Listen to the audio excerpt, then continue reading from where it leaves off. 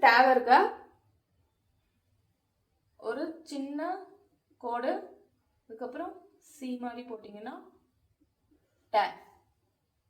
சின்ன கோடு, இந்த இடத்துல சர்க்கிள் போட்டு தலைக்கோடு போட்டால் ட.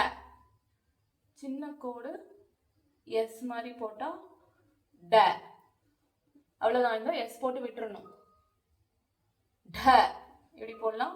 ஒரு சின்ன கோடு சி போட்டு இந்த இடத்துல இப்படி சுழிச்சு விடணும்.